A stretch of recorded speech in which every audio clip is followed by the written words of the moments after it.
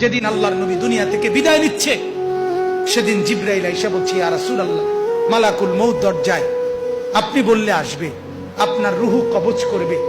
আল্লাহর নবী বলেন, আল্লাহকে জিজ্ঞেস করো জিবরাইল, আমি যদি আমার আল্লাহর কাছে যাই, আমার উম্মতের সাথে আমার আল্লাহ কি আচরণ করবেন, ওটা বলো, তারপরে আমি যাব।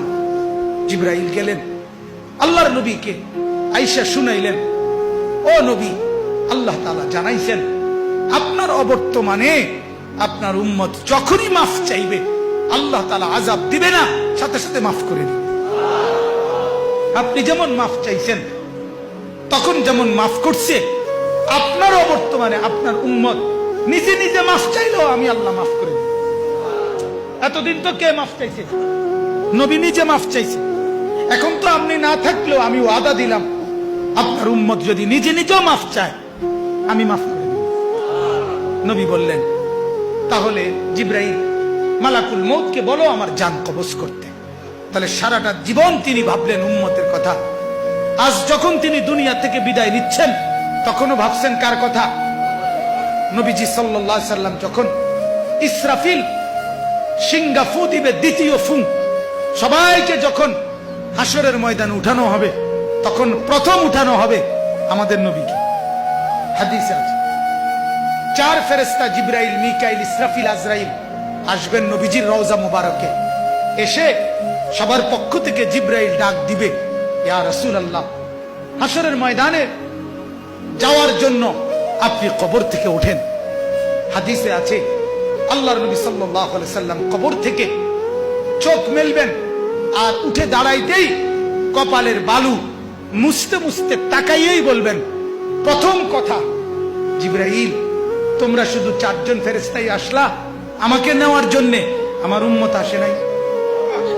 আমার উম্মত কোথায়? আমার উম্মতের হালাত কি? আমার উম্মত কি আমার বর্তমানে জাহান্নামে চলে গেল নাকি? জিবরাইল তখন বলবেন, হায় ইয়া রাসূলুল্লাহ, আজও ভুললেন না, আজও ভুললেন না, আজও সেই উম্মত উম্মত। যাওয়ার দিনও বললেন, দুনিয়ায় থাকতেও বললেন, আজও বললেন, আপনার উম্মতের এখনো উঠেই নাই, এখনো তো কবর থেকে কেউ তুলে নাই, আপনাকে তুলেই বাকিদেরকে উঠানো হবে। আল্লাহ নবী বললেন, তাইলে চলো, তাইলে ঠিক আছে, চলো হাসরের মাঠে। হাসরের মাঠে যাবেন সমস্ত নবী, আদম থেকে ঈসা এবং উনাদের উম্মত কিয়ামত পর্যন্ত। আমি সংক্ষেপে বলতেছি, সমস্ত নবীর উম্মত, নবীরা শুধু এক কথা বলবেন হাসরের ময়দানে, ইয়া রব্বি নফসি নফসি, ইয়া রব্বি নফসি নফসি, আয় আল্লাহ আমাকে বাঁচান, আমাকে বাঁচান। সমস্ত ফেরেশতারাও বলবে, আল্লাহ আমাকে বাঁচান। সমস্ত জিন বলবে, আল্লাহ আমাকে বাঁচান। পুরা হাসরের মাঠে একই শব্দ, আল্লাহ আমাকে বাঁচান, আমাকে বাঁচান।